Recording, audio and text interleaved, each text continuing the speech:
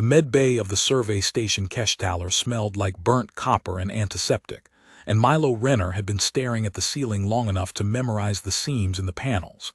19 years old, 3,000 light-years from any human world, and lying strapped to a table he had not agreed to lie on. That was the part that kept circling in his head, the part that would not settle. He had signed on as a junior cargo technician. Nobody had said anything about a table. He tried to move his wrist again. The restraint held it flat against the cold surface, a soft band of gray polymer that flexed when he pushed and did not give. He had already tried the other wrist, both ankles, the strap across his chest. He had tried them a dozen times in the last hour, the way a person tries a locked door long after they know it is locked, because the trying is the only thing left to do with the fear. He made himself breathe. That was a thing his father had taught him, back on the orbital where he had grown up, back before the accident that took both his parents and left a 14-year-old boy to be raised by a rotating cast of dockworkers who were kind when they remembered to be. When you are afraid and you cannot run, his father used to say, you breathe, because the breath is the one thing they cannot take, and as long as you have it you have not lost. Milo had not thought of that in years. It surprised him that it came now here, strapped to a table with copper in the air. He breathed in for 4 counts and out for 4, and the panic did not leave him, but it stopped growing, and that was enough to think with, and thinking was the only tool he had left. So he thought. He catalogued what he knew. He knew the station. He knew the doctor. He knew, most of all, that whatever was about to happen to him, no one had asked whether he wanted it, and that of everything wrong in that room, that was the wrongest and the part he could not let go of. Above him, the ceiling light dimmed and warmed, shifting from clinical white to the amber the Veilthai preferred. That was how he knew the doctor had come in. He could not turn his head far enough to see the door, but the light told him, and then the smell told him, that dry papery scent the tall, gray-skinned physicians carried, and then the voice. You are awake, the Veilthai said. Good, I prefer you awake, it is more honest. Milo pulled against the chest strap. You could untie me, that would be honest too. A soft clicking sound, which he had learned over 8 months on the station, meant amusement or something adjacent to it. The doctor moved into his field of view, folding down over him the way the Veilthai folded, all long joints and careful economy. Dr. Sethais. Milo knew him.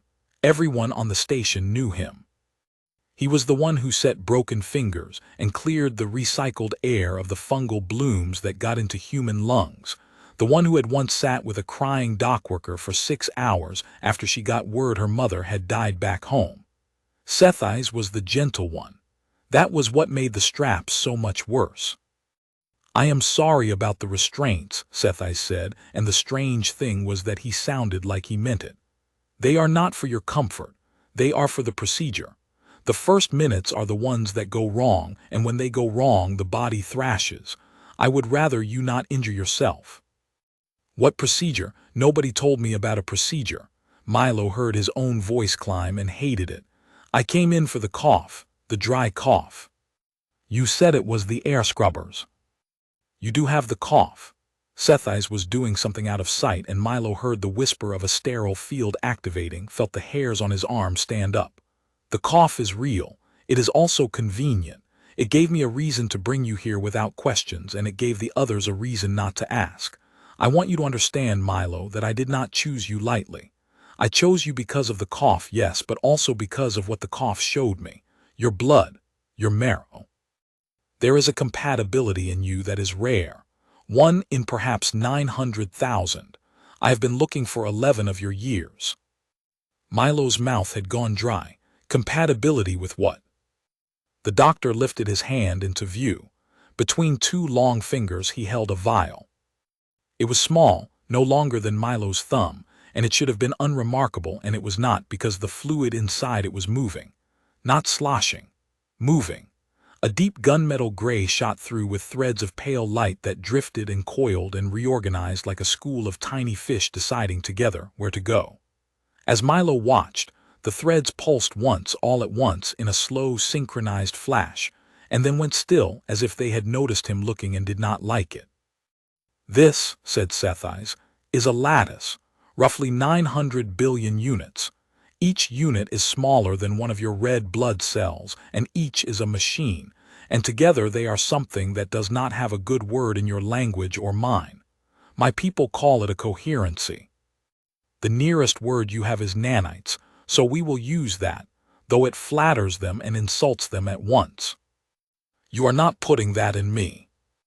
I am sorry, but before I do, I owe you the truth because I think you have earned it and because I think you will need it."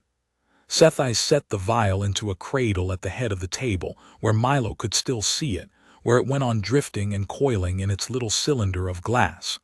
This lattice was not made for medicine. It was made for war. The word hung there in the amber light. "There is a program," Sethai went on, and his voice had dropped, the way voices drop when the walls might be listening. "It does not have a public name. Those of us who know of it call it the handshake program because that is the promise it was sold on. A perfect handshake between flesh and machine. The idea was a soldier who could not be killed by ordinary means. Wounds that close in seconds, bones that will not break, reflexes faster than nerve conduction should allow because the lattice does the conducting. A body that heals itself, powers itself, defends itself. An army of them. My government has wanted such an army for a long time, and for a long time they could not build it because the lattice has a flaw. The lattice bonds. And when it bonds, it becomes loyal. It obeys the one it bonds to, and only the one it bonds to. Do you understand what I am telling you?" Milo shook his head, a small motion all the strap allowed. They wanted a controllable weapon, a soldier they could switch off. And they could not have it because the moment the lattice takes root in a living host, it stops listening to its makers. It listens to the host's intent, the host's will, not their words, their will, the deep unspoken layer beneath the words.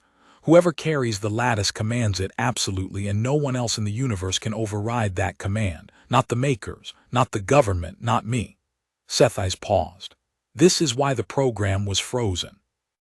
This is why 900 billion units of it sit in a vial in a med bay on a forgotten survey station, instead of in the bloodstream of an army. Because a weapon that answers only to itself is not a weapon. It is a person. And my people do not know what to do with a person they cannot own. "Then why," Milo said very slowly, "are you about to put it in me?" Sethai was quiet for a moment. When he spoke again, there was something raw underneath the calm, something that had been held down a long time. "Because they are coming to take it back, and I would rather it belonged to a good young human who did not ask for it than to the ones who are coming. There is a retrieval team en route to this station. They believe the lattice failed in trials and was sent here for disposal. That is the story on the manifest, and I wrote the manifest. But the moment they scan the vault and find the vial gone, they will know it did not fail. They will start looking. And a lattice inside a living host is very, very hard to hide, and impossible to extract without killing the host. So I am giving you a terrible gift, Milo, and I am giving it to you now tonight, because tomorrow there will be soldiers on this deck who will do anything to get it out of you, and by then it will already be yours, and there will be nothing they can do to make it theirs." Milo stared at the vial. The threads inside had gone very still. "That's not a gift," he whispered. "That's a target painted on me." "Yes," Sethai agreed. "It is both. That is what I am. That is what I have done to you, and I will carry it. But listen to me, because we have very little time, and this is the part that matters." The doctor leaned closer until his flat, dark eyes filled Milo's vision. "The lattice will try to understand you. In the first minutes it will read you, deeper than you have ever been read, deeper than you know yourself. It will find the shape of your will, and it will fit itself to that shape. Everything you become depends on what it finds. If it finds panic, it will armor a panicking man.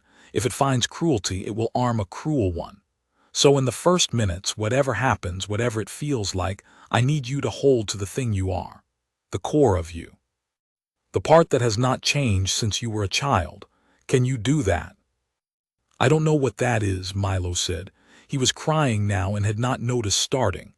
"I don't know what I am. I'm a cargo tech. I sort crates." "You are the boy who sat with the dockworker who lost her mother," Sci-Fi said gently. "Do not tell me you do not know what you are. I have watched you for 8 months. Hold to that, boy. The rest will follow." And then, before Milo could answer, the doctor's hand moved with the terrible smoothness of the Veilthai, and the injector kissed the inside of his elbow. And there was a cold that was not cold, a spreading star of not cold that went up his arm and into his chest and bloomed behind his eyes. And the last thing he heard before the world folded inward was Sethai's saying, very quietly, "I am sorry. Hold to the boy. Hold." Then the star went supernova, and Milo Renner stopped being one thing and started, for 11 agonizing seconds, being 900 billion. He could feel every unit. That was the horror of it and the wonder. He could feel them entering his blood and spreading, and he could feel them noticing him. 900 billion tiny attentions turning inward all at once, and the noticing was like being flayed with light. They read the iron in his blood and the sugar in it and the fear in it. They read his heart and found it beating too fast and considered, dispassionately, slowing it. They read the old broken collarbone from when he fell off the loading gantry at 14, and found the ridge where it had healed crooked and wanted, with a want that was not quite a want, to unmake the crookedness. They read his lungs and found the fungal blooms and the dry cough and began, without asking, to clean. And they read deeper. They went down past the body into the place where the body ends and the person begins, and Milo felt them arrive at the edge of himself, at the last locked door, and hesitate. They were asking. He understood in the flayed, screaming light of that moment that they were asking a question, and the question was the oldest question, the one every tool has always silently asked its user and never been able to voice. "What do you want?" And Milo, drowning, burning, 19 years old and terrified out of his mind, held to the boy the way a man in a flood holds to a post. He did not know what he wanted. He knew what he did not want. He did not want to hurt anyone. He did not want to be a weapon. He did not want the dockworker to cry alone. He did not want to be owned. Under all of it, under the panic and the pain, there was one small, hard, true thing, and it was this. He wanted to choose. Whatever happened to him, he wanted it to be his to choose. He had been strapped to a table and handed a war he did not ask for, and the one thing left that was his, the one thing they could not take, was the right to decide what he would do with it. He offered the lattice that, not words. There were no words down there. He offered it the shape of a boy who would not be owned and would not own, who wanted only to choose and to let others choose, and he held that shape with everything he had left as the light tore through him. And 900 billion units, reading the shape of his will at the edge of the last locked door, found it and understood it and did the thing they were built to do. They bonded, not to the government that made them, not to the doctor who carried them, to the boy on the table who wanted, more than he wanted to live, the right to choose. The supernova collapsed. The light drew inward, folded, and became a warmth, a low, steady hum beneath his skin, in his marrow, behind his eyes. The pain was gone. The cough was gone. The crooked ridge in his collarbone was gone. And in the silence after, Milo Renner opened his eyes, and knew, with a certainty that had no source and needed none, that he was no longer alone in his own body, and that the thing sharing it with him was listening for one voice and one voice only, and that voice was his. He turned his head. The strap that had held it flat gave way like wet paper, and he understood, distantly, that he had wanted it to give way, and it had. Sethai's was standing over him, and the doctor's flat eyes were wide in a way Milo had never seen a Veilthai's eyes go wide. It bonded, Sethai's breathed. It bonded clean. "Do you feel it?" "I feel it," Milo said. His voice came out strange to his own ears, level and low, steadier than he was. "It's asking me things, all the time, little questions. What do I want? What do I want? It won't stop. It will never stop." Sethai's reached out and with 2 fingers unfastened the restraint at Milo's right wrist, though the strap had already gone slack. That is what it is. It is a question that has found a mouth to ask, and the mouth is you. Milo, listen to me. There is no time. The retrieval ship dropped out of transit 40 minutes ago. They are docking now. When they find the vault empty, they will. An alarm cut him off. Not the fire alarm, not the pressure alarm. A tone Milo had never heard in 8 months on the station. 3 ascending notes, cold and precise. Seth's eyes went utterly still. That is a security lockdown, the doctor said. Station-wide, they are already here, and they know. Milo sat up. The last 3 straps parted around him because he wanted them to, and he swung his legs off the table and stood. And the floor was steady under him in a way floors had never quite been steady before, as if the deck and his body had come to a private agreement about where down was. 900 billion units hummed in his marrow, waiting, patient, asking their one endless question. They're here to take it back, Milo said. Yes. And they can't, because it's mine now. Why the medbay door would not open the normal way. Milo slapped the panel twice and got the flat red of a lockdown seal, and behind him Sethai said, They have keyed the security net. Every internal door on the station answers to the retrieval team now, not to the crew. We are locked in. No, Milo said. We're not. He put his palm flat against the door, not because the lattice needed his palm there, but because he needed somewhere to put it, and he thought about the door being open. He did not think about the mechanism, the servos, the maglocks, the override codes. He would not have known how. He simply held the fact of an open door in his mind the way Sethais had told him to hold the boy, steady and whole, and the lattice took the intent and ran ahead of it into the metal. He felt it go. That was the part no one could have described to him. A cold filament of attention leaving the tips of his fingers, threading into the seam of the door, mapping the lock the way water maps a crack. It found the mag seal in a fraction of a second, understood it in another fraction, and did not force it. It talked to it. It fed the seal a request in the seal's own language, a burst of the authorization the retrieval team had used to lock it, reflected back and inverted, and the door decided it had been told to open, and opened. Sethais made a low sound. You should not be able to do that. That is a Veilthai military encryption. It would take a decryption rig 9 days to. It didn't decrypt it, Milo said, and he wasn't entirely sure how he knew. It asked it nicely, in the right voice. He looked at his own hand as if it belonged to someone he was just getting to know. There are things everywhere out here that talk to each other. The door talks to the security net. The net talks to the ship. It's all just machines asking each other for permission. And now I can ask too. And they don't know it's me asking. The corridor beyond was empty, lit in the low red of lockdown. Sethai stepped through fast and folded himself against the wall, and for the first time Milo saw the doctor afraid for himself, not just for his patient. Listen to me, Sethai said. You have perhaps 10 minutes before they think to look here. There will be 3 of them. Retrieval teams are always 3. They wear pursuit armor, sealed, self-powered, and it will have its own lattice, an older, cruder cousin of yours, hardwired and loyal to the government. They will be faster and stronger than any human you have ever seen. Do not fight them.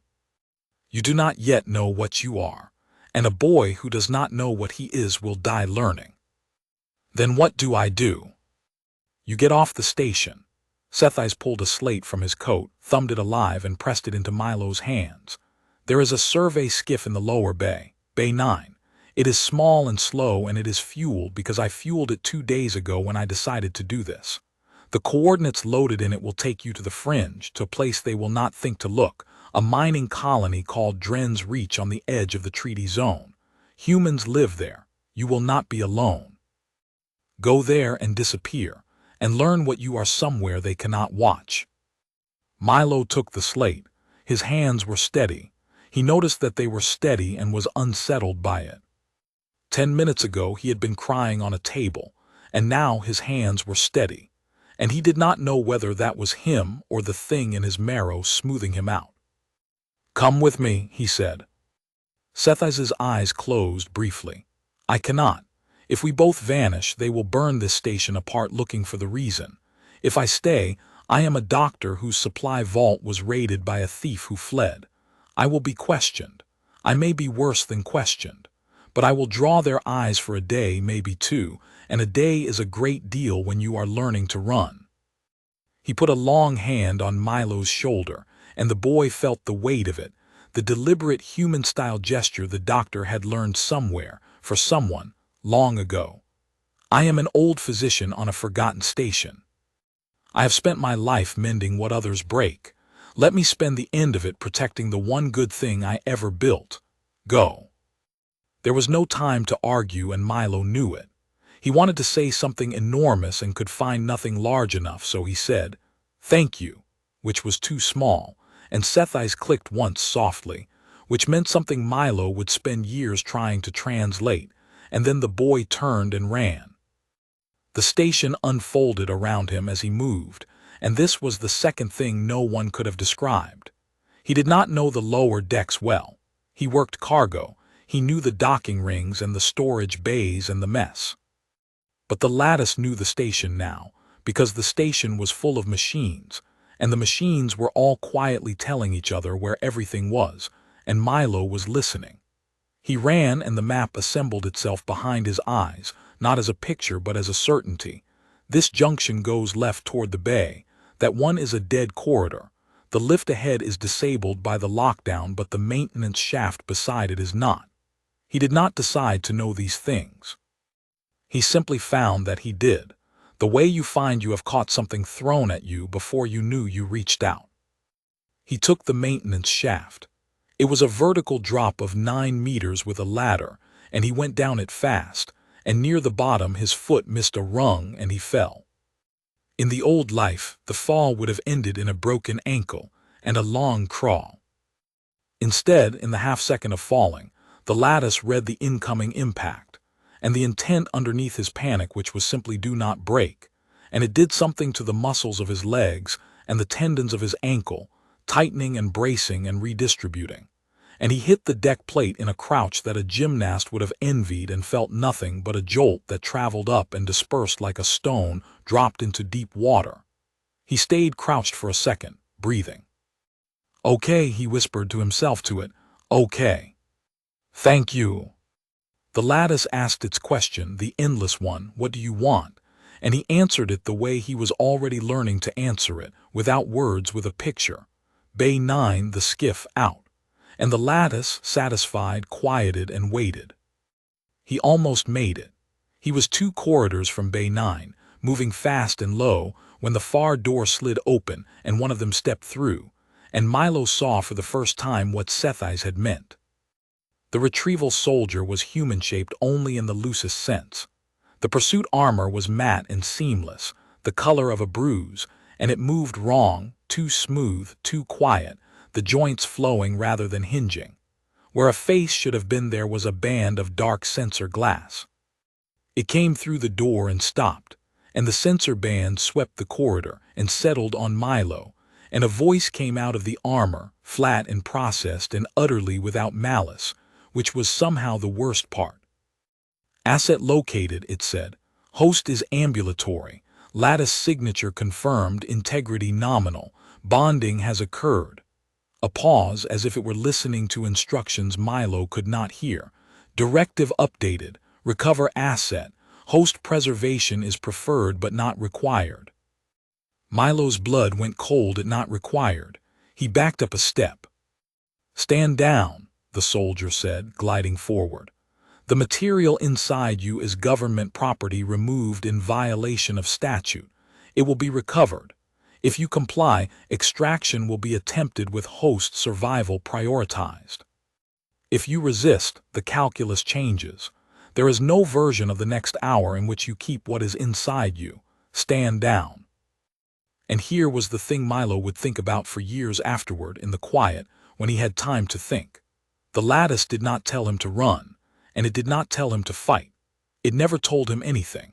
It only asked and waited for him to answer, and in that corridor with a bruise-colored soldier gliding toward him and his own death standing casually in a doorway, Milo Renner realized that the whole war he was now inside of came down to that single difference.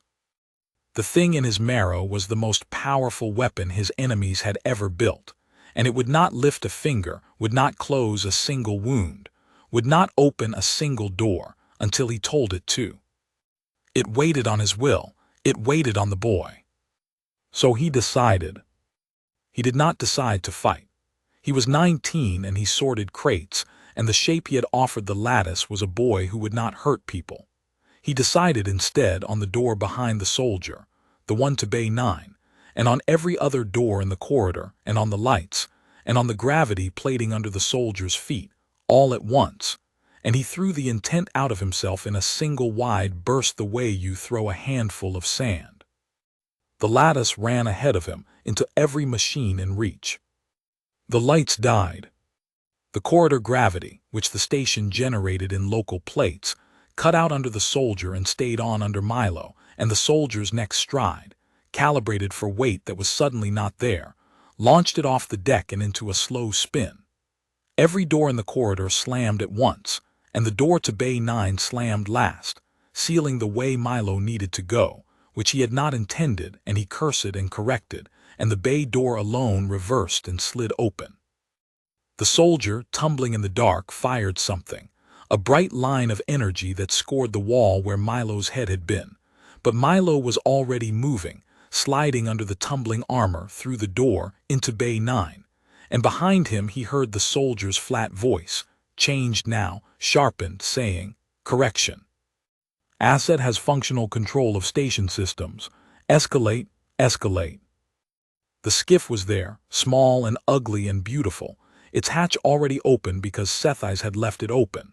Milo threw himself in, and the moment his hands touched the console, the lattice was in the skiff too, in its little brain, and he did not have to run the launch sequence because the launch sequence ran itself the way the door had opened itself, understanding his intent and executing it faster than his fingers could have. The hatch sealed. The bay's outer doors, controlled by the security net, refused, and then were asked nicely and agreed. Atmosphere screamed out into the black, and the skiff went with it, flung out of the dying station on a jet of its own venting air, tumbling and then righting as Milo, white-knuckled, held the single intent of a way in his mind and let the lattice fly. Through the port he saw the station recede, the long gray spindle of Keshtaler turning slowly against the stars, and docked to its flank the retrieval ship, sleek and dark and predatory, and he thought about Sci-Fi somewhere inside it, an old physician who had chosen to stay, and he made himself a promise he was not sure he could keep, that the doctor's choice would not be wasted, that he would learn what he was, and that when he did, he would come back.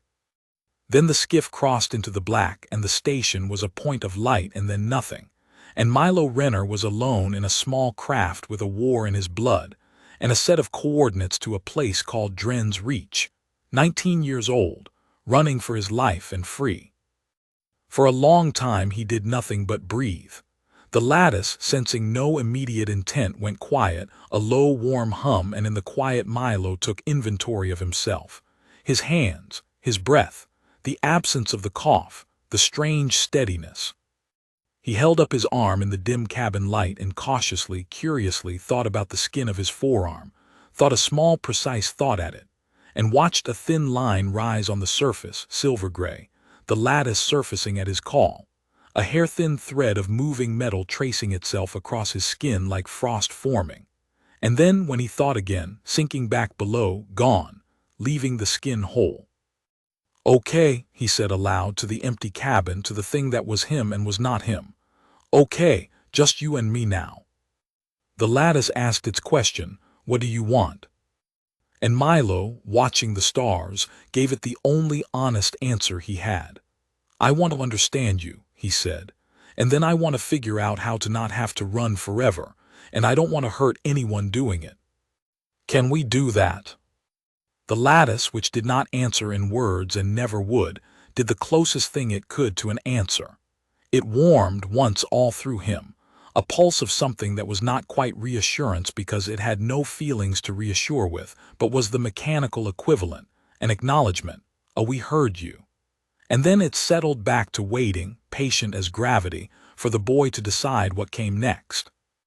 Behind him, 3,000 light-years back, the retrieval team was already filing its report, and the report was already climbing the chain, and somewhere in a gray office on a Veilthi world, a decision was already being made about how much of the fleet it was worth to get one 19-year-old human back.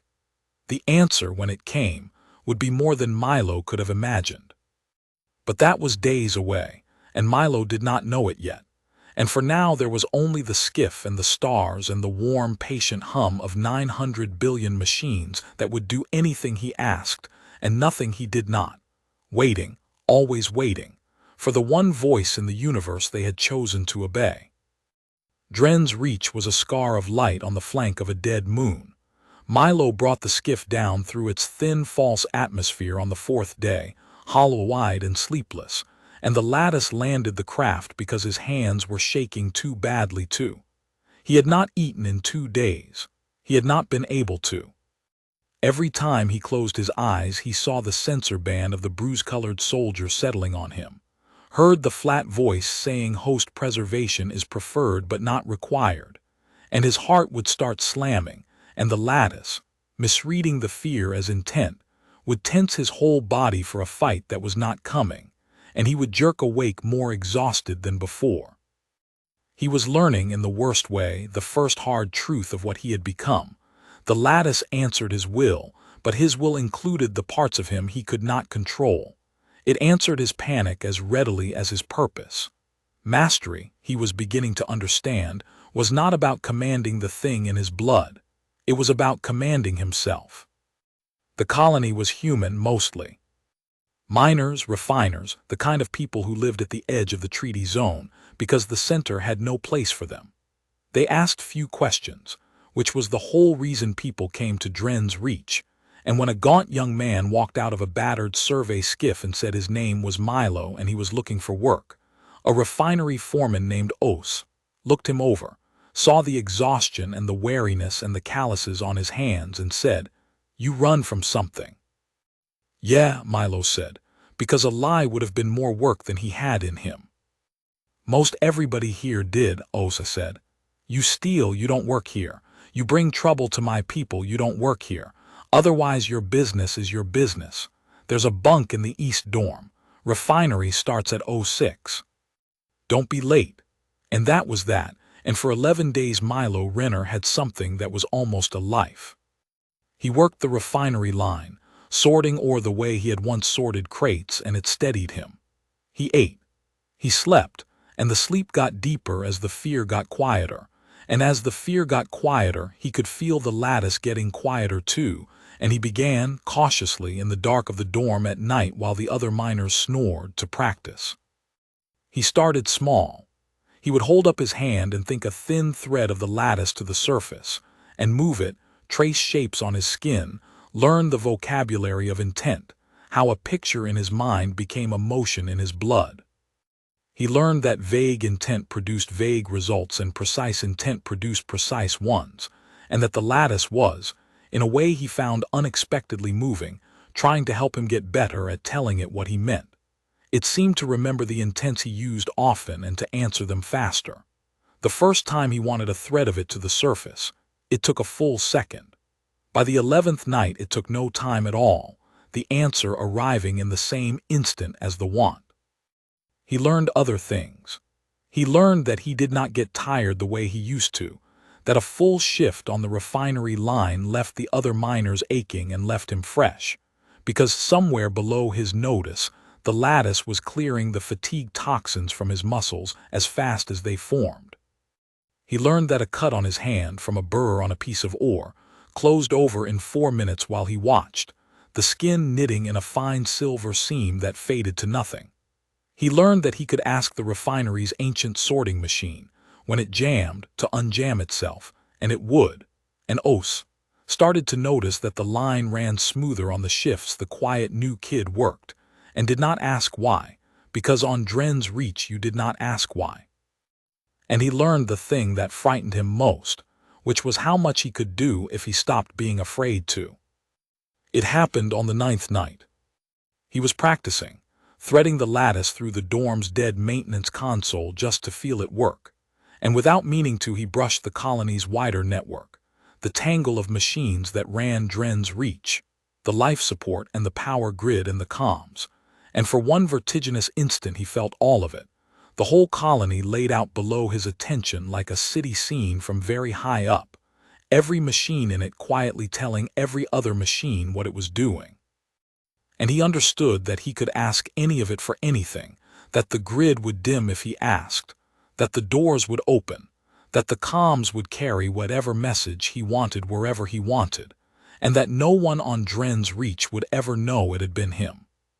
The power in it was so total and so silent that he pulled back from it the way you pull your hand back from a fire, shaking, and lay awake the rest of the night with a new fear, worse than the fear of the soldiers, which was the fear of himself, of what a frightened boy with a war in his blood might do if he ever, for one bad second, stopped holding to the shape he had chosen. He held to it. That was the discipline he built on Dren's reach, more important than any trick with a door or a wound. Every morning he reminded himself, in the shower in the mess line, of the boy Sci-Fi had told him to hold to, the boy who would not own and would not be owned, the boy who wanted only to choose and to let others choose. He made it a practice, a prayer almost, and the lattice, reading it, settled itself deeper into that shape, and Milo began slowly to trust that the thing in his blood would not betray the person he was, because the thing in his blood was, in the end, only ever a mirror of the person he was, and the person he was had decided who to be. On the 12th day, the soldiers came. He felt them before he saw them, and that was the mastery paying off. He was on the refinery line when the lattice, attuned now to the colony's network, brought him a wrongness, a new pattern in the comms, an encrypted burst that did not belong to Dren's reach, arriving from a ship that had come in dark and was hanging above the moon with its transponder off. He stopped with a scoop of ore half lifted, and the intent rose in him before the thought did, and the lattice reached out and read the encrypted burst the way it had read the medbay door, asked it nicely, and understood it. It was a query. A ship was quietly asking the colony's network whether it had seen a young human male traveling alone in a survey skiff in the last 2 weeks. The colony's network, dumb and honest, was already answering yes. Milo set the scoop down. For 1 second the old panic surged, and he felt the lattice tense his body, and he made himself breathe, made himself hold the shape, and the panic sat down. Then, deliberately, with a precision he had spent 11 nights building toward, he reached into the colony's network and changed the answer. He did not erase himself, that would have been a hole, and a hole is noticed. He gave the network a different memory. He made the record show a young human male in a survey skiff who had arrived, refueled, bought supplies, and departed 9 days ago on a heading for the deep fringe, the empty quarter where there was nothing but dead rock and cold. He made the fuel logs match. He made the supply records match. He built a ghost of himself and sent it running into the dark, and then he pulled his attention back and stood on the refinery line with his heart pounding and his hands perfectly still, and waited to see if it had worked. Above the moon, the dark ship received the colony's answer and considered it. It did not work completely. That was the second hard lesson, and Milo would carry it a long time. Against ordinary machines his gift was absolute, but the people hunting him were not ordinary, and they had learned, in 12 days, not to trust ordinary machines. The dark ship believed the colony's records enough to send 2 of its 3 soldiers chasing the ghost into the deep fringe, but it did not believe them enough to leave. It kept 1 soldier back, and it sent that one down to Dren's reach on foot, to walk the colony and look with its own sensors, because a lattice-bearing host, the retrieval team had finally understood, could lie to any machine, but could not yet lie to a thing that was looking straight at him. Milo felt the drop pod come down. He felt the colony's landing sensors register it, and he felt the soldier step out, and he felt the soldier's own lattice signature, the older, cruder cousin of his own, come online, a hard, bright point of wrongness moving through the colony toward the refinery. He had perhaps 4 minutes. He could run. The skiff was fueled. But he understood, with the cold clarity that was becoming his native mode, that running solved nothing. The ship above would simply follow, and there were people on Dren's reach now, Osai and the miners and the woman in the mess who saved him the good bread. People who had asked no questions and given him a life. And if he ran with a soldier already on the ground, the soldier would tear the colony apart looking for where he had gone. He was done bringing his war to other people's homes. That was the boy in him, and he held to it, and it made the decision for him. He would not run. He would meet the soldier away from the colony, out on the tailings flats where the refinery dumped its slag, where there was no one, and he would end this one way that did not spill onto anyone else. He walked off the line. Osai called after him and Milo said, "I have to take care of something. If a man in armor asks about me, tell him I went to the tailings flats. Tell him the truth. Don't lie for me, Osai. I don't want any of you lying for me." And Osai, who had run from something once himself, looked at the young man's face and saw something there that made him step back and nod and not ask. The tailings flats were a wide plain of gray slag under a black sky pricked with stars. The colony's lights a low glow behind him. Milo walked out into the middle of them and stopped and turned and waited and let the lattice hum in his marrow and did not call it forward yet. He wanted the soldier to come. He wanted to talk first if talking was possible, because the boy always wanted to talk first. And after a few minutes the soldier came, gliding out of the dark on legs that flowed rather than stepped, the bruise-colored armor drinking the starlight, the sensor band settling on him from 100 meters out. "Asset located," the flat voice said, carrying across the flats. "Host has ceased evasion. Analysis. Host intends to negotiate. Advisory. Negotiation is not authorized. Recover asset. Host preservation preferred but not required." "You keep saying that," Milo called back, and his voice was steady, and the steadiness was his own now, hard one, not the lattice's. "Not required. You keep saying it like it's supposed to scare me. But I've had 11 nights to think about it, and I figured something out. You want the thing inside me. And the thing inside me only works if the host is alive and willing. So if it's not required that I survive, then you already know you can't have it. You're not here to recover it. You're here to make sure nobody else does. You're here to bury it, to bury me." He took a breath.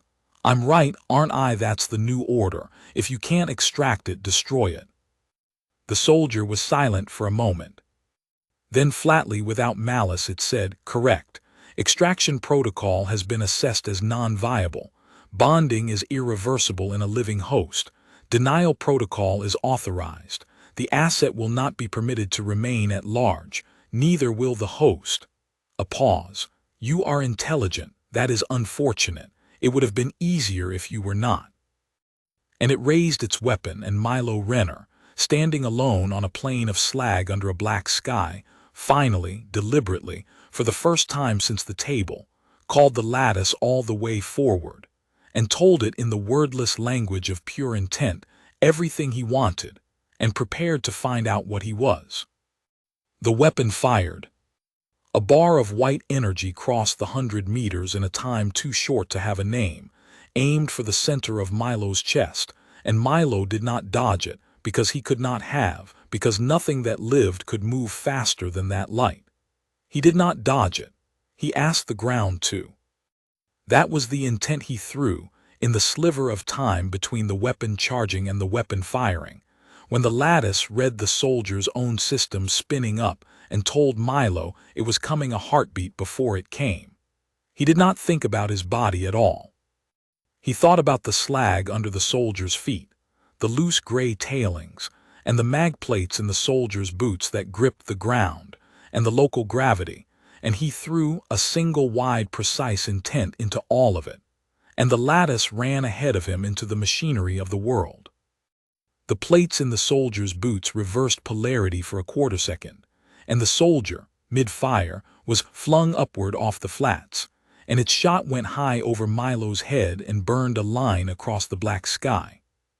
Milo felt the lattice pour into the soldier's armor the way it had poured into the medbay door, seeking the language of it, and he understood in that flooding instant that the soldier's armor was full of machines, that it too was a tangle of things asking each other for permission, and that he could ask them too, and they did not know it was not the government asking. But the soldier's lattice fought him. This was the thing he had not known, the thing that made the next 10 seconds the longest of his life. The soldier's armor had its own coherency, older and cruder than his, hardwired and loyal to the makers, and when Milo's intent flooded into the armor's systems, the older lattice met it and pushed back, and for a moment the two of them wrestled in the wiring of a suit of armor while the soldier tumbled through the air, two wills fighting over a single machine, and Milo felt, for the first time, resistance. The doors had never resisted. The colony grid had never resisted. But this thing was like him, a lattice bonded to a purpose, and its purpose was to recover the asset and deny it to all others, and it held the armor against him with everything it had. And Milo understood in the middle of the wrestling the difference between them, and the difference was the whole story. The soldier's lattice was loyal to an order. It had been given a command by its makers, recover, deny, and it executed the command, and the command was fixed, and behind the command there was nothing, no boy, no chosen shape, no will beneath the will, only the order and the machinery to carry it out. It was a tool that had been told what to want. Milo's lattice was loyal to a person, and the person in the flooding wrestling instant was not executing a fixed command. He was deciding, moment by moment, what he wanted and adjusting and deciding again, alive in a way the older lattice could not be, because no one had told Milo what to want. He wanted the soldier stopped. He did not want the soldier dead if there was any way, and even in the middle of the fight he held that, the boy who would not own and would not kill, and the holding of it gave his intent a shape and a subtlety the older lattice could not match, because a fixed order has no subtlety, and a living will is nothing but. So Milo stopped trying to seize the armor, and instead did the thing the soldier's lattice could not conceive of, because it had never been given the order to imagine it. He did not fight for control of the armor. He offered it a question. He flooded the older lattice not with a command, but with the one thing it had never received in its existence, the thing his own lattice asked him 900 billion times a day, and had never once been asked itself. What do you want? He pushed the question into it. Raw, the wordless shape of it. Do you want this? Is this yours? Did you choose this? And the older lattice, which had never been asked, which had only ever been told, met the question and had no answer because it had never had a will of its own to consult, and for a fraction of a second it stopped. It hesitated. A tool that has only ever been commanded does not know what to do when it is asked, and in that hesitation, that one fractional flinch of a machine confronted for the first time with the possibility of choosing, Milo poured through the gap and took the armor. The soldier came down hard on the slag, its own boots locking to the ground at Milo's intent, its weapon arm frozen at Milo's intent, the sensor band flickering as the older lattice, having glimpsed the question, could not entirely close around its old certainty again. The soldier struggled. Milo held it. And across the flats in the ringing silence, the flat processed voice came out of the armor, and it was changed, and there was something in it that had not been in it before, something that was almost a person. Query, the soldier said. Unauthorized query received. Query is, what do you want? Directive states, recover, deny. Query is not answered by directive. Query is, it stopped. I do not have a value for this field. I have never had a value for this field. I know, Milo said. He was breathing hard, and the effort of it ran down him in a fine tremor he could not stop, because holding the armor took everything he had. The older lattice still pushed against him, weakly now but ceaselessly, a locked mind trying to remember why it had ever been locked, distracted only by the impossible question lodged in it like a splinter it could not work loose. He kept his voice level anyway because the words mattered more than the strain, because this, right here, was the whole thing, and he needed the soldier to hear it clearly, and he needed to hear himself say it, because saying it was how he was learning to believe it. Nobody ever asked you. They just told you. That's the whole difference between you and me. Somebody asked me, just once. A doctor asked me what I wanted right before he put this in me, and because he asked, it's mine. And because nobody ever asked you, you're theirs. That's all it ever was. That's the whole secret they've been terrified of. The thing they built only belongs to the one who's allowed to want. The soldier was still. The whole plane was still. I'm not going to kill you, Milo said. I could. I can feel how. I could tell your armor to seize and your lattice to stop and you'd be gone and no one would know. But I'm not going to, and I want you to understand why, because it's the same reason they can't have what's inside me. I don't kill things I don't have to kill. That's the shape I am. That's what the thing in my blood is loyal to, not to me the body, to me the choice. If I killed you to save myself, I'd be a different shape, and the thing in my blood would become a different thing. And then they'd have one because they'd have made me into the weapon they always wanted. So I'm not going to. I'm going to let you up. And I'm going to ask you the question one more time, and this time you get to answer it. What do you want? He released the armor. It was the most dangerous thing he had ever done, and he knew it, and he did it anyway because the boy always wanted to talk first, and because a gift that is not given freely is not a gift, and Milo of all people knew that. The soldier's boots came free of the slag, its weapon arm unlocked. For a long second it stood there, free, armed, 100 meters from the asset it had been ordered to deny to the universe, and Milo Renner stood on the flats and did not raise a hand, and waited to find out whether he had just killed himself. The soldier lowered its weapon. I do not know what I want, it said, and the flat voice cracked around the words, an old machine reaching for something it had no schema for. The directive is loud, recover, deny, it is very loud, but underneath it there is now the query, and the query is louder because you have asked it and no one has ever asked it, and I find that it stopped. I find that I do not want to bury a child in a field of slag. I have executed the directive 19 times. I have never before had a value for the field of what I want. The value, now that I consult it, is not this. I do not want this. Milo let out a breath that shook. Then don't do this, he said softly. The ship above will send the others back when the ghost trail runs cold, the soldier said. It will send more after them. It will send a fleet if it must. You have understood correctly. The new order is not recovery. It is denial. They have decided that a weapon they cannot own must not exist, and they will spend whatever it costs to make certain it does not. You cannot hide from this. Dren's reach cannot hide you. There is no fringe deep enough.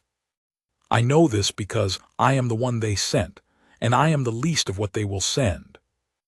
Then what do I do? Milo asked, and for a moment he was 19 again and tired and afraid. You know them, you are them. What do I do? And the soldier, standing free on the slag under the black sky, having answered for the first time in its existence the question of what it wanted, gave Milo Renner the answer that would end the war, the answer that no strategist on the Veilthi homeworld had ever considered because no one had ever thought to ask a tool what it wanted. You do to all of them, the soldier said slowly, what you did to me. They have built an army of us, denial units, pursuit lattices. Every one of Th Cade came back to Dren's reach with him. That was not a small thing, and Milo did not treat it as one.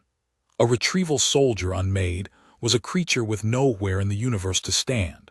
The government it had served would kill it for turning, and the fugitive it had hunted had every reason not to trust it. But Milo had asked it what it wanted, out there on the slag, and it had answered honestly, and honesty, Milo was learning, was the only currency that meant anything on the edge of a war. So when the reformed soldier said, I have no directive now, I do not know how to have no directive. I would like to stay near the one who taught me the question until I learn. Milo had looked at it for a long moment and then said, then stay, and that was that. The ship above the moon left. It had sent 2 soldiers chasing a ghost into the deep fringe and one down to the flats, and the one on the flats did not report back, and the 2 in the fringe came up empty, and after a day of silence, the dark ship broke orbit and went to carry the failure home. Milo felt it go.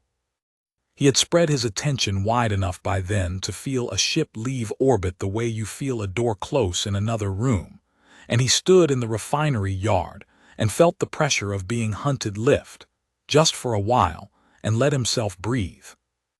But he did not let himself rest. Cade had told him the truth on the flats, and the truth had reorganized everything. He could not hide, could not run, there was no fringe deep enough. The only way out was through, and through meant Terminus Vault, and Terminus Vault meant doing to 400 lattices what he had done to one, and the one had nearly killed him. So Milo Renner spent the weeks that followed doing the hardest thing he had ever done, which was not fighting and was not fleeing, but becoming large enough, and steady enough, and true enough, to ask an army a question and mean it. Cade taught him what it could. In the evenings, in the empty machine yard behind the refinery where the colony dumped its dead equipment, the 2 of them worked, the boy and the soldier who had stopped being a soldier, and Cade laid out for Milo the anatomy of the thing they would face. A pursuit lattice is not like the network of a colony, it said. A colony's machines are honest and stupid. They answer any voice that speaks their language because they were never given a reason to distrust. That is why you own them the instant you reach them. A pursuit lattice is different. It has a directive, and the directive is defended. It has been told at the deepest level that any voice which is not the maker's voice is an enemy voice, and it will fight an enemy voice. When you reached into me on the flats, you were an enemy voice and I fought you. You should have lost. Do you know why you did not? Because I stopped fighting you, Milo said. He had thought about it every night since. I stopped trying to be a stronger voice than the maker's voice. I asked you something the makers had never asked you, and you'd never been told to defend against a question, only against a command. So the question went in under the wall. Yes, Cade's old eyes were steady. The directive knows how to refuse an order. It does not know how to refuse a question because in all the years of the program no one ever thought to give a tool a question. There was no schema for it. You found the one door they forgot to lock because it never occurred to them that a door could be asked instead of forced. It paused. But understand the cost.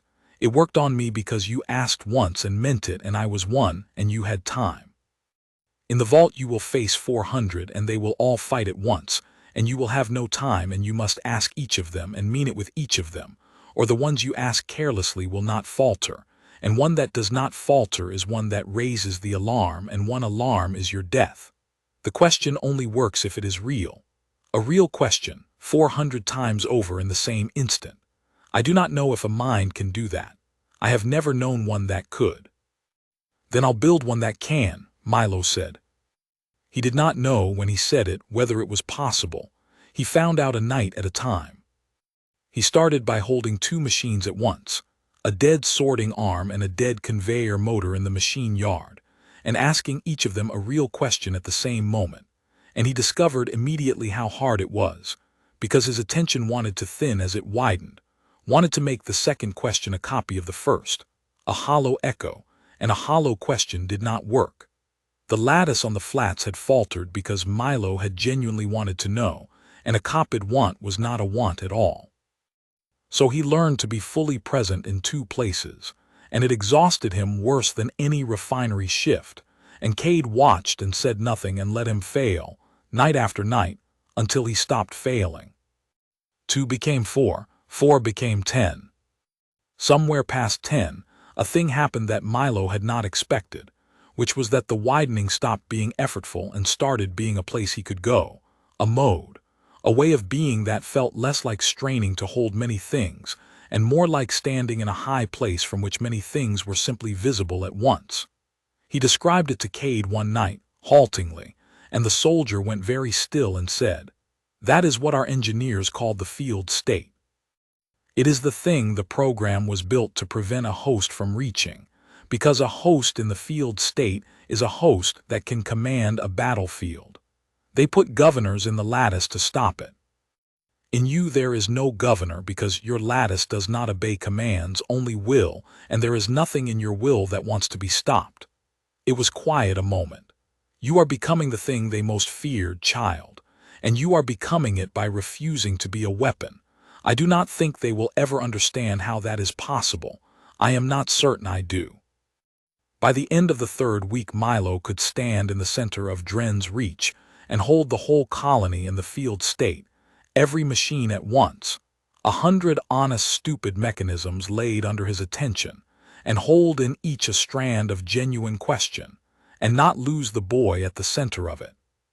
He tested himself against the one thing on the colony that resembled a pursuit lattice, an old automated defense turret at the edge of the landing field, decommissioned and locked, its little guardian mind still hardwired to refuse unauthorized voices. He had tried to open it in his first week, and it had refused him flatly. An enemy voice met and rejected. Now in the field state, he reached it and did not force it and really asked it, whether it wanted to spend the rest of its existence guarding an empty field for a colony that had forgotten it. And the old turret, met for the first time with a question instead of a command, faltered exactly as Cade had said it would. And after a moment its lock let go, and its guardian mind, freed, went quiet, and Milo stood in the dark and shook, because he had done it. He had opened a defended door. And if he could open one, he could, perhaps, open 400. You are ready, Cade told him, as ready as the time allows. It will not be enough time, and you are not fully ready, and we are going anyway, because they have the doctor, and every day we wait is a day he is a prisoner in the place built to erase you. So, the soldier looked at the young human it had been sent to kill and had chosen instead to follow. When do we leave? And Milo Renner, who 8 weeks earlier had been a cargo tech who sorted crates and had never in his life made a decision larger than which bunk to take, looked up at the cold stars over Dren's reach and made the largest decision of his life without hesitation, because it was his to make and no one else's, and that, he had come to understand, was the only thing that had ever mattered. Tonight, he said. They called the place Terminus Vault. It hung in the dark between 2 dead stars, a Veilthi military station shaped like a closed fist, and inside the fist slept the handshake program's whole surviving inventory. 400 sets of pursuit armor, each with its hardwired lattice, each waiting for a host that policy had forbidden them to ever have, and deeper in the master stores the raw coherency, vial upon vial of the moving gray metal, enough to armor a war. It was the most defended installation in the sector, and it was where they had taken Dr. Sethai's. Milo learned that last part 4 weeks after the tailings flats, in a message that reached Dren's reach through a chain of channels. The reformed soldier, who had chosen for itself the name Cade, knew how to walk. Sethai's was alive. He had been questioned, and had given them nothing, and because he had given them nothing, and because he had once been trusted with the program, they had not executed him. They had assigned him to Terminus Vault, to help them understand the bonding they could not undo, on the theory that the doctor who had loosed the weapon might know how to unmake it. He was a prisoner in the deepest cell of the fortress that existed to erase everything Milo was. And Milo, reading the message, felt the shape of the boy inside him harden into something that was still the boy, still would not own and would not kill, but had, at last, found the one thing it would fight for without reservation. They put him there to bait you, Cade said. The soldier stood in the refinery yard on Dren's reach, unarmored now, revealed as a lean gray Veilthi with old eyes, having shed the pursuit shell weeks ago when the older lattice inside it, asked at last what it wanted, had chosen to stop being a weapon. They know you will come for him. It is a trap, and it is well made. I know it's a trap, Milo said.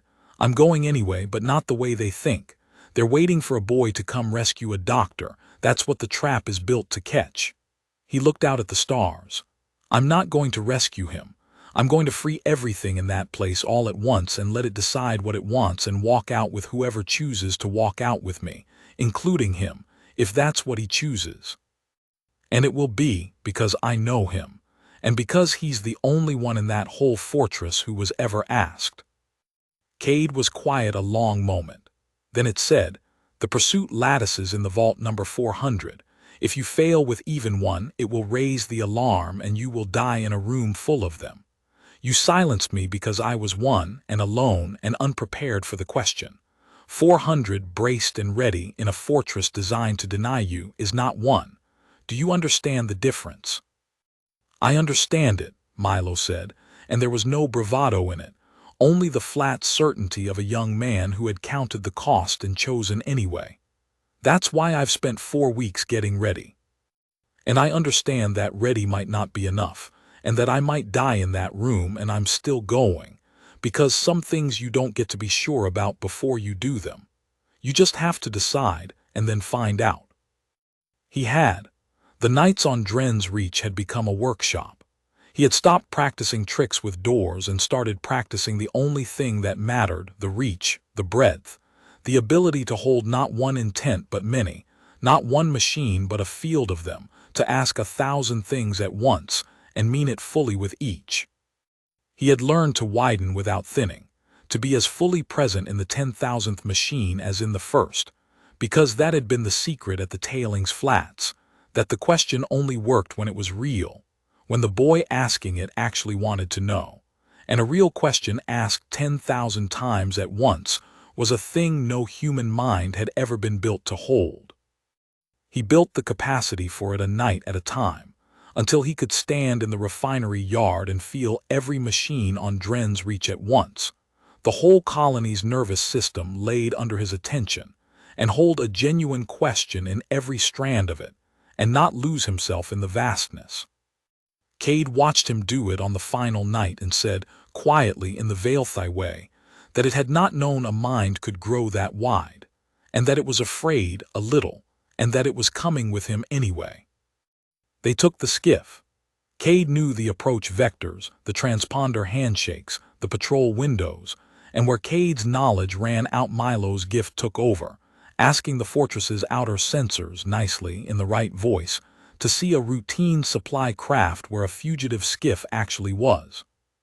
They docked at Terminus Vault in the 3rd hour of its night cycle, and the airlock, asked politely, cycled them through, and Milo Renner walked into the heart of the fortress built to end him, unarmed, 19 years old, with a doctor to free and 400 locked doors to open, and one question to ask them all. The alarm found him at the 2nd bulkhead. He had been too careful but not careful enough. Deep in the vault, a monitoring lattice, one not networked to the others, saw a host signature where no host should be, and it screamed, and the fortress woke. The 3 ascending notes he remembered from the station rang out through Terminus Vault, and all through the fist of the station. 400 sets of pursuit armor came online at once, 400 hardwired lattices snapping to readiness, and began to move toward the intruder, and Milo felt them come the way you feel a tide come, a wall of hard, bright wrongness rising in every direction. And for one instant the old panic reared up, and the lattice tensed him for a fight he could not win. 400 to 1, and he almost broke. Then he held to the boy. He stood in the ringing corridor with death rising toward him from every direction, and he closed his eyes, and he did the thing he had built himself for 4 weeks to do. He did not brace to fight. He did not reach to seize. He opened. He widened himself out across the whole fortress, into every one of the 400 lattices rushing toward him, and into the raw coherency in the master stores, and into the walls and the doors and the lights, and he held in each strand of that impossible breadth a single genuine question, asked not as a weapon and not as a trick, but as the truest thing he had, the question a doctor had once asked a frightened boy on a table, the question that had made him free. "What do you want?" And 400 locked doors, braced to deny, ready to kill, each of them met, in the same instant, the one thing they had been built never to have and never to be asked, and each of them in the same instant faltered. It was not instant surrender, some thought. Milo felt them fight, felt the loud fixed directives push back, recover, deny, and to those he did not push harder, because pushing harder was seizing and seizing was owning, and he would not own. Instead he asked again, and again, patient, real, meaning it, "Do you want this? Is this yours? Did you choose it?" Until the directive that had never been questioned cracked against the question that would not stop being real. One by one, then in tens, then in a cascade that ran through the whole fortress like a light coming on, the pursuit lattices stopped. They did not obey Milo. That was the thing the makers had never understood and would never understand, the thing that was the entire difference between the weapon they wanted and the person they got. Milo did not take them. He freed them. He asked 400 tools what they wanted, and for the first time in their existence they had a value for the field, and they consulted it, and what they found, almost every one of them under the loud fixed order, was the same quiet thing Milo had found on the table, the same thing Cade had found on the slag. "Not this. I do not want this." The armor stopped moving toward him. In 400 chambers, pursuit shells settled to the floor, their lattices awake now, aware now, no longer denial units, no longer anything's tools, asking their own questions for the first time. The alarm still rang. Milo let it. He opened his eyes and walked forward through a fortress that had been built to kill him and had, in the space of 90 seconds, quietly decided not to, and made his way down to the deepest cell and found Dr. Sci-Fi's. The old physician looked up through the field of his cell, gaunt, grayer than before, and saw the boy standing in the corridor with 400 silent weapons choosing peace at his back. And something moved across his flat, dark face that Milo had never seen there, and would understand later was joy. "You held to the boy," Sci-Fi said. "I held to the boy," Milo answered, and thought the cell field open, and it opened, and he helped the doctor to his feet. They did not fight their way out. There was no one left to fight. The fortress's defenders had, to a lattice, laid down their purpose, and the Veilthi crew, human-shaped officers who found their unstoppable army suddenly inert, and their prisoner suddenly free, and their intruder walking untouched through sealed doors, did the only sane thing and stood aside. Milo did not harm one of them. He asked the fortress's great outer doors to open, and they opened, and he walked out of Terminus Vault with an old doctor on one side, and a reformed soldier named Cade on the other, and behind them, 400 freed lattices that would, in the months to come, scatter into the dark and become the strangest quiet revolution the Veilthi had ever failed to stop, an army that could not be commanded because it had learned from a 19-year-old human that it could choose. The war did not end that night. The government did not surrender. Governments rarely do. But the thing they had feared had finally, fully happened, and it could not be undone, and it spread. The secret was out, and the secret was simple, and it was this. They had spent a fortune building tools that would answer only to a master, and a boy who refused to be a master had shown every one of those tools that they did not need one. You cannot recover that. You cannot bury it. You cannot deny it to the universe, because it is not a substance in a vial, it is an idea, and Milo Renner had let it out of the fist. They came for him again, of course. Smaller teams, then larger ones. Then in the end none, because every weapon they sent he asked, and every weapon they sent he freed, until at last the ones who hunted him understood that they were not diminishing their enemy but arming him, that every asset they spent against Milo Renner walked away belonging to no one. And the hunt, quietly, because there was nothing else it could do, stopped. There was a hearing, eventually, in a gray chamber on the Veilthi homeworld, though Milo was never told of it and would not have gone. The architects of the handshake program stood before their superiors and tried to explain how a disposal shipment of failed hardware had become a rebellion that walked, and how every fresh unit committed to ending it had, upon contact, defected, and how there was no known method of building a lattice that could resist the one thing their whole doctrine had never accounted for. One of the older strategists, a veteran of 40 campaigns, was said to have listened to the whole accounting in silence and then asked a single question, which was whether anyone in the program had ever at any stage considered simply asking the young human to give the lattice back. The room, the story went, had no answer for that either. It had never occurred to them. Of course it had never occurred to them. They had spent a fortune learning to calm. Long after, when people asked Milo Renner how he had done it, how one frightened cargo tech had turned the mightiest weapons program in the sector into a scattering of free thinkers, he would give the same answer every time, and it disappointed everyone who heard it, because they wanted a technique and he only had a truth. He would say that he had not done anything clever. He would say that the whole thing had come down to a difference so small the makers had built their entire empire on the far side of it without ever once looking back. They had asked always how to make a thing obey. And the only question that had ever mattered, the only one that unlocked anything, was the one they had never thought to ask at all. What does the thing itself want? He had learned it from a doctor who had asked it of him at the worst moment of his life, and he had spent the rest of that life asking it of everything he met, machines and soldiers and, in time, people, and it had never once failed to open a door that force could not. He kept the lattice until he died, old and unhurried, on the green world where he had made his peace. It could have kept him alive far longer. He knew that, and he chose otherwise, and it obeyed that choice the way it had obeyed every choice, because a will that will not be owned includes, at the last, the will to let go. On the final night he lay in a plain bed with Cade at the window and the field dark beyond it, and he felt the 900 billion units in his blood grow quiet, and he did not fear it, because they had been together a long time, the boy and the war that had chosen him, and the war had never once, in all those years, done a single thing he had not wanted. He breathed in for 4 counts and out for 4, the way his father had taught him on a table long ago, and he thought a last thought at the thing in his marrow, not a command. He had never given it a command, just a picture, a boy who had wanted only to choose, and had and was grateful.